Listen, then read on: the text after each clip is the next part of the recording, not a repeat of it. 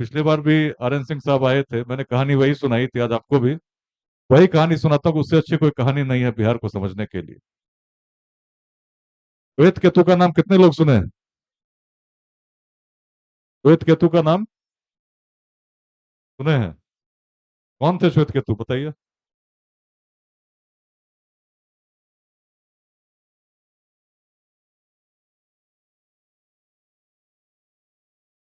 वो pink shirt, नाम सुने हैं ना? जानते हैं कौन थे? तो बैठ जाइए, बैठ जाइए। नहीं, जैसे आज आप एक छात्र हैं, वैसे ही श्वेत केतु भी एक छात्र थे।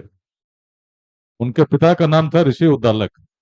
जैसे आज माता पिता आपको भेजते हैं कोचिंग करने, श्वेत केतु को उनके पिता ने गुरुकुल में पढ़ने भेजा था। और बहुत सालों तक पढ़ के जब श्वेत केतु घर लौटे, पिता ने पूछा कि क्या तुमने अपना अध्ययन पूरा कर लिया या और पढ़ना चाहते हो? आराम से ध्यान से, कोई हड़बड़ी नहीं है। सुनिए बात को, बात सुनिए। श्वेत केतु से पिता ने पूछा कि क्या तुमने अपना अध्ययन पूरा कर लिया या और पढ़ना चाहते हो? श्वेत केतु ने कहा, पिताजी, मैंने न केवल अपना अध्ययन पूरा कर लिया है, मैंने स्वयं को उसमें श्रेष्ठ भी सिद्ध किया है। अपने गुरुकुल में मैं सबसे श्रेष्ठ रहा हूँ। और मेरे मन में एक ही इच्छा है कि अब मिथिला की सभा में जाकर,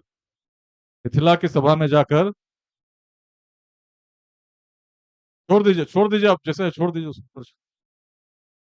आराम से पंखा देख कर रहिएगा, पंखे में चोट नहीं लगे।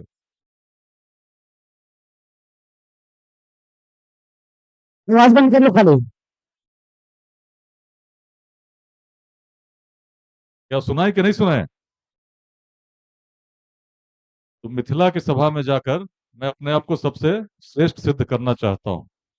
अब जब पिता ने सुना कि पुत्र ऐसा कहता है, तो पिता को बड़ी पीड़ा हुई।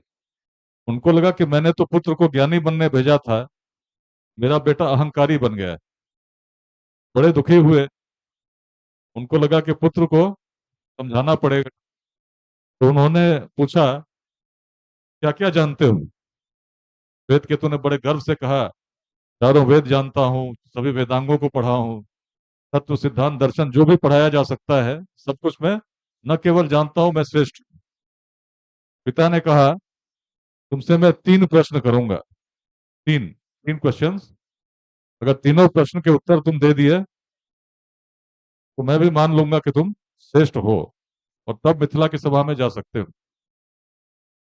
पहला प्रश्न उन्होंने पूछा, क्या तुम उस तत्व को जानते हो जिसको जानने से जो नहीं देखा जा सकता उसको देख सकते हैं?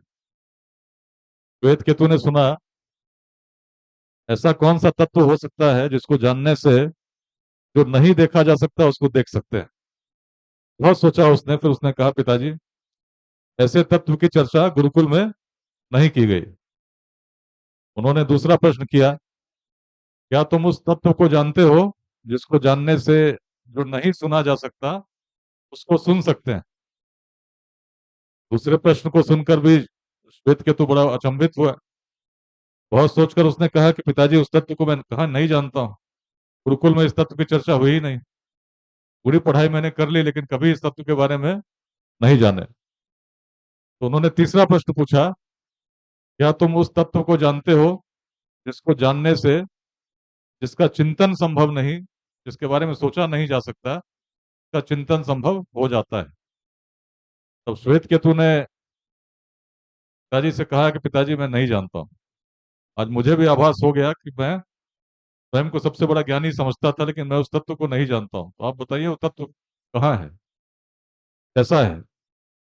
तो दोनों जहां बैठे थे बगल में मिट्टी के कुछ बर्तन रखे हुए थे। पिता ने इशारा करके दिखाया, पूछा, बताओ ये क्या है? श्वेत केतु ने कहा, ये मिट्टी के बर्तन है। पिता ने कहा, तुमने बिल्कुल सही कहा, ये मिट्टी के ही बर्तन हैं। जो व्यक्ति मिट्टी को जानता है, मिट्टी से बने बर्तन को देखेगा, तो यही कहेगा ये मिट्टी के बर्तन है। चाहे बर्तन किसी आकार के हों, किसी प्रकार के हों, कभी भी बने हों, यदि मिट्टी को जानता है कि मिट्टी कैसी होती है, तो मिट्टी से बने बर्तन को देखते ही कहेगा मिट्टी के बर्तन हैं। तब तो मिट्टी है, बर्तन उससे बने हुए हैं। और जो व्यक्ति जान गया वो देखते ही कहेगा। बगल में कुछ आभूषण रखे थे। पिता ने पूछा, बताओ ये क्या है? पुत्र ने देखकर कहा, ये तो सोने के आभूषण है। पिता ने कहा, तुमने बिल्कुल सही कहा, ये सोने के ही आभूषण है। जो व्यक्ति सोने को जानता है, किसी भी प्रकार के आभूषण जो सोने से बने होंगे, उसको देखकर यही कहेगा कि ये सोने के ही आभूषण है। ये क्या है बताइए? हाँ?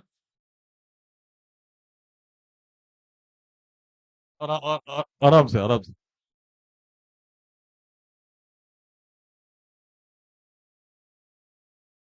अच्छा, प्लास्टिक की बोतल है ना? चलिए, जो भी देखेगा यही कहेगा प्लास्टिक की बोतल है। ये तो नहीं कहेगा पीतल का बोतल है या सोने का बोतल है, क्योंकि आप प्लास्टिक को जानते हैं। आप देखते ही कह रहे हैं कि प्लास्टिक का बोतल है। तो पिता ने कहा, जिस तत्व को जानने से जो नहीं देखा जा सकता उसको देख सकते हैं, जो नहीं सुना जा सकता उसको सुन सकते हैं, जिसका चिंतन संभव नहीं उसका चिंतन संभव हो जाता है, तो तत्व सर्वत्र विद्यमान है। उसी तत्व से पूरी सृष्टि बनी हुई है। तुम भी उसी तत्व से बने हुए हो। तत्वम असि, तुम वही हो। अब इस बात को जब श्वेत केतु ने सुना, बड़ा गूढ़ मंत्र हो गया, तुम वही हो। श्वेत केतु ने पूछा, ऐसा कैसे हो सकता है? मिट्टी को तो मैं देख सकता हूँ, अनुभव कर सकता हूँ, तो मैं मिट्टी के बर्तन को भी जानता हूँ। सोने को भी मैं देख सकता हूँ, अनुभव कर सकता हूँ, तो सोने के बर्तन को भी जानता हूँ, आभूषण को भी जानता हूँ। लेकिन जिस तत्व की बात आप कर रहे हैं, उस तत्व को तो मैं देख भी नहीं सकता, अनुभव भी नहीं कर सकता। कैसे मान लो कि सब कुछ उसी से बना है? तो पिता ने कहा, ऊपर देखो, ऊपर देखकर बताओ क्या दिखता है। दोनों उस समय एक पेड़ के नीचे बैठे थे। श्वेत केतु ने ऊपर देखा और कहा, ऊपर आसमान है, नीचे पेड़ है, उसके नीचे हम लोग बैठे हुए हैं। पिता ने कहा, पेड़ के ऊपर चढ़ जाओ, अब देखकर बताओ अब क्या दिखता है। ऊपर चढ़कर श्वेत केतु ने कहा, अब कुछ टहनियां दिखती हैं, कुछ पत्ते दिखते हैं, कुछ फल लदे हुए हैं। पिता ने कहा, इस फल को तोड़कर नीचे आ जाओ। नीचे आकर फल को दो भाग में खंडित करके बताओ अब क्या दिखता है। पिता ने जब ऐसा कहा तो श्वेत केतु ने फल को तोड़ा और अंदर देखकर कहा, अब इसमें फल का कुछ गुदा दिखता है, कुछ बीज दिखते हैं। तो पिता ने कहा, इस बीज को तोड़ो और बीज के अंदर देखकर बताओ अब क्या दिखता है। तो श्वेत केतु ने जब बीज को तोड़ा और बीज के अंदर देखा, उसने बड़े ध्यान से देखा, सोचने लगा और देखकर उसने कहा, पिताजी इस बीज के अंदर तो कुछ नहीं है, इस बीज में तो कुछ है ही नहीं। और तब पिता ने कहा, जिस बीज में तुम्हें कुछ नहीं दिख रहा है, जहां तुम कुछ नहीं देख पा रहे, उसी बीज को जब धरती में बोते हो, तो क्या ये पूरा वृक्ष तो छुपा नहीं है? जहां तुम कुछ नहीं देख पा रहे, कहने का मतलब बीज को नहीं जानने वाला व्यक्ति उस वृक्ष को नहीं जान सकता, क्योंकि उसी बीज में वृक्ष छुपा हुआ है। उसी प्रकार से उस तत्व जिसकी हम लोग बात कर रहे हैं, जिससे सभी बने हैं, उसको यदि आप जान गए, तत्व क्या है? हम है, स्वयं है। हर व्यक्ति की अंतरात्मा